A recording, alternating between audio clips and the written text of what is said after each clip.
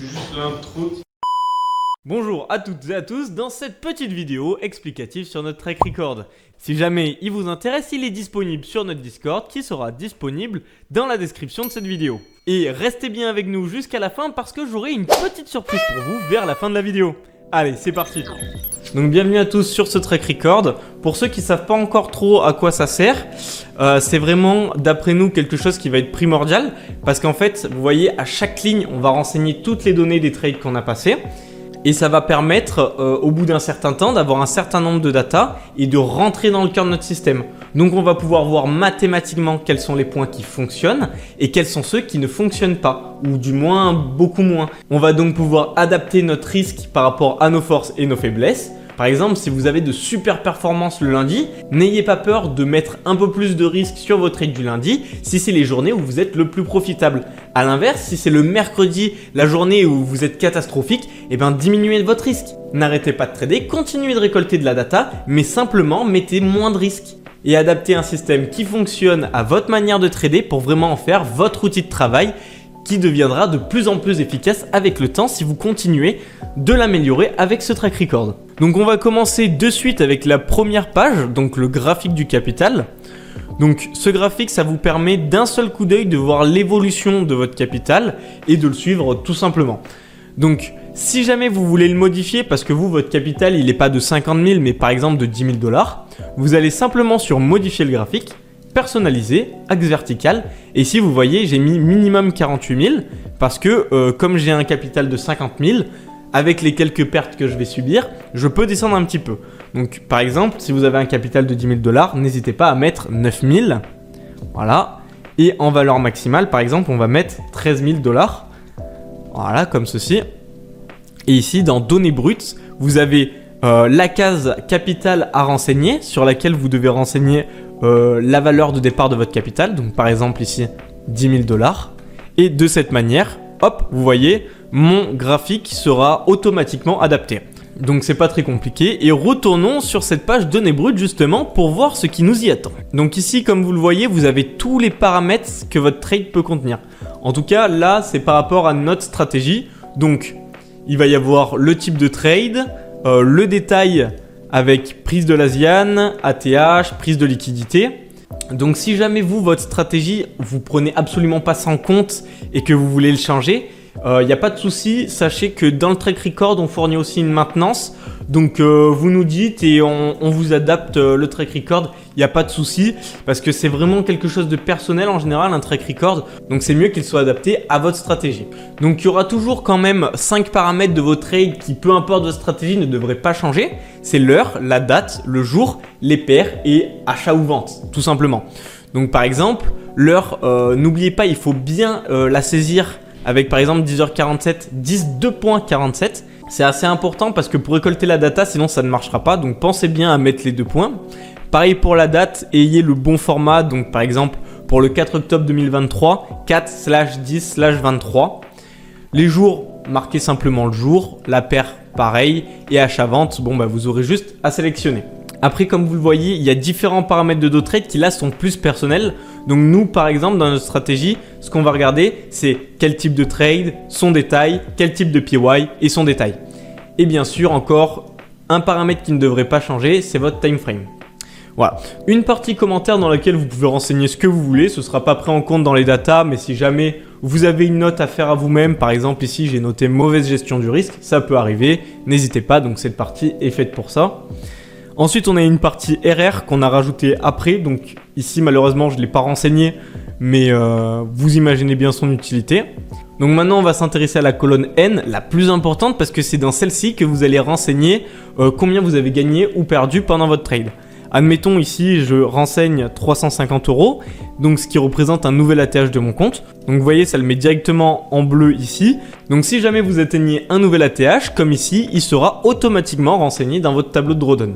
Voilà, donc le tableau de drawdown qui est compris dans ce track record, hein, ça reste obligatoire pour la gestion de son risque. Et donc ici, voilà, vous voyez, on va toujours renseigner après avoir mis un trade.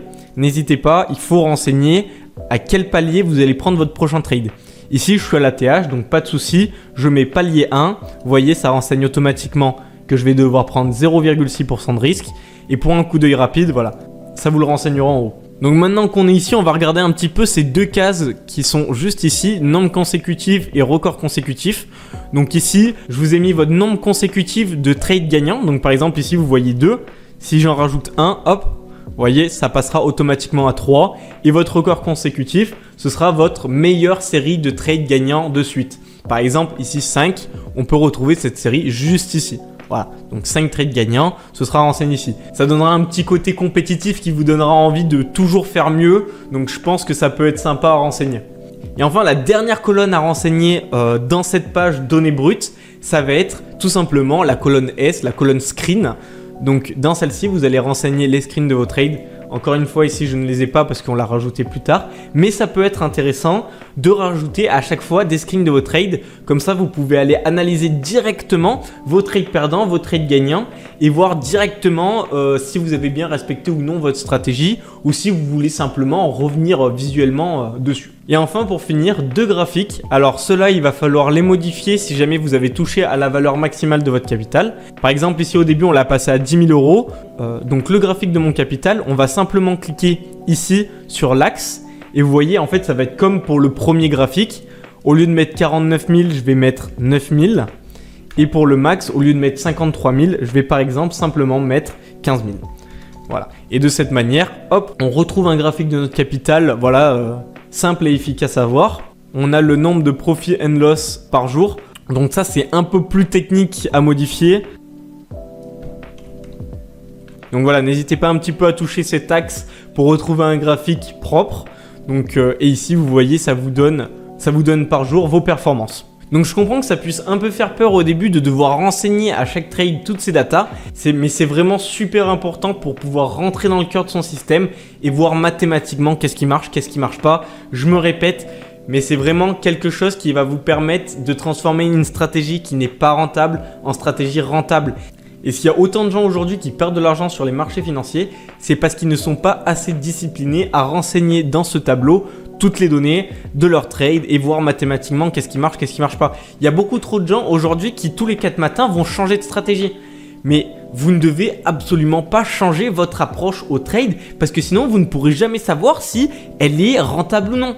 Parce qu'avant une centaine de trades, vous ne pouvez pas savoir si votre stratégie est profitable. Donc, quand vous avez une stratégie qui fonctionne en backtest, arrêtez tout, passez en réel, faites une centaine de trades avec, notez vos datas et regardez mathématiquement si elles fonctionnent. Et ça s'arrête là. C'est d'après nous vraiment le point fondamental de la rentabilité sur les marchés. Je peux vous promettre que si vous vous mettez à renseigner Strike Record, vous verrez vite les points sur lesquels vous êtes le moins à l'aise. Vous pourrez donc prendre moins de risques dessus et à l'inverse prendre plus de risques là où vous êtes bon et adapter votre stratégie vraiment à vos compétences. Et c'est ça qui fera de vous un trader rentable. Donc on va voir maintenant la dernière partie de ce tableau, après Drawdown qu'on a rapidement vu, mais ça je pense que maintenant vous avez compris à quoi il sert. Ça y est, on arrive à la dernière partie de Strike Record, donc la partie data. Donc c'est vraiment ici qu'on va traiter toutes les données qu'on a renseignées dans les données brutes. Donc comme vous le voyez, en premier lieu, j'ai renseigné un petit peu les données importantes qu'on veut suivre du premier coup d'œil avec nos performances générales, les achats, les ventes, les retracements et les retournements, ainsi que nos sessions. Un peu plus bas, j'ai mis le détail des jours de la semaine, qui me semble être aussi l'un des points les plus importants, en enchaînant par l'analyse des actifs et en finissant par le détail de nos types de trades. Donc par exemple, si on cherchait à faire un travail sur nos datas, ici on pourrait voir qu'en moyenne, j'ai des meilleures performances en achat, en plus d'avoir un meilleur win rate. Comme pour la session de New York, qui a une meilleure performance, ainsi qu'un meilleur win rate. Je vais donc pouvoir adapter mon risque en mettant un peu plus sur les achats à la session de New York et inversement baisser les ventes sur la session de Londres. Si on regarde maintenant le détail par rapport au jour de la semaine, donc d'après mes datas, je vois que ça va vraiment être le mercredi, ma journée où je suis le plus profitable. Donc par exemple, il va vraiment falloir que je mette un point d'honneur à me libérer tous les mercredis pour pouvoir trader. Passons ensuite à l'analyse des actifs. Donc vraiment, je préfère préciser, mais donc depuis le début, on regarde des graphiques qui n'ont malheureusement pas assez de data. Par exemple, sur les jours de la semaine, on tire vite une conclusion sur le mercredi, alors qu'en réalité, je n'ai que 10 trades sur mercredi, ce qui n'est réellement pas suffisant. Il va falloir avoir au moins 50 data pour commencer à considérer un paramètre. Par exemple, ici, au total, je n'ai pris que 38 trades. Il ne va donc vraiment pas falloir se fier aux datas qui peuvent être complètement erronées parce que tant que j'arrive pas au moins à 50, 60, 70 trades, il ne faudra pas regarder ces datas parce qu'elles peuvent nous induire en erreur. Passons maintenant à l'analyse des actifs. Si par exemple, vous êtes comme moi, vous avez plus de data sur un actif et en même temps, vous voyez que vous avez un bon win rate. Ne vous arrêtez pas là en vous disant « Ah bon, bah c'est bon, là où je suis le meilleur, c'est le MES, je ne trade que le MES ». Continuez de récolter de la data sur les autres actifs et baissez simplement le risque que vous allez y mettre.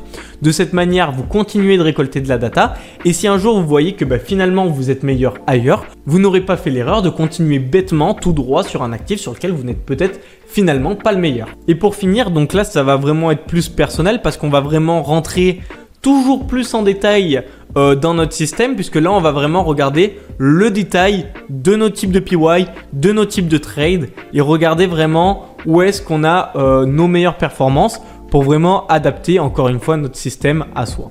Voilà, vous avez un petit peu compris, je l'espère, comment est-ce qu'on fait ce travail de data analyst et j'espère que vous avez vraiment compris que la clé de la rentabilité, ça va vraiment être de récolter tous ces datas pour voir mathématiquement quels sont les points qui fonctionnent et ceux qui ne fonctionnent pas. C'est pour ça qu'on ne peut simplement pas prendre la stratégie rentable de quelqu'un. Il faut bien penser à l'adapter à soi, à ses forces et à ses faiblesses pour vraiment en faire un outil de travail avec lequel travailler au quotidien. Et si vous voyez qu'au final votre stratégie n'est pas rentable, ce n'est pas grave. Après une cinquantaine de trades à récolter de la data, regardez les points sur lesquels vous êtes le moins favorable et modifiez-le tout simplement pour faire de vos forces une faiblesse.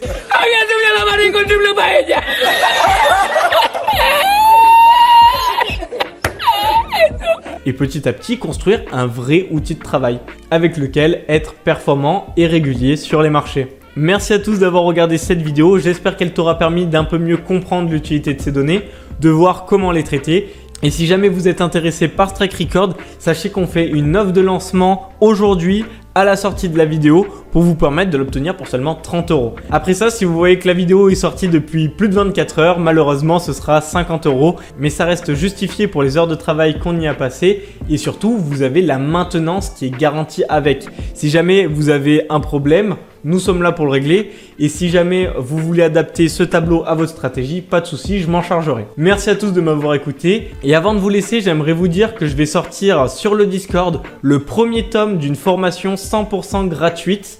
Donc n'hésitez pas à aller consulter notre partie formation dans le Discord, surtout si ça fait plus d'une semaine que la vidéo est sortie et que vous la voyez, parce qu'il y aura sûrement plus d'un tome qui sera sorti. Donc rendez-vous dans la partie formation du Discord pour récupérer votre e-book 100% gratuit pour vous introduire au monde du trading.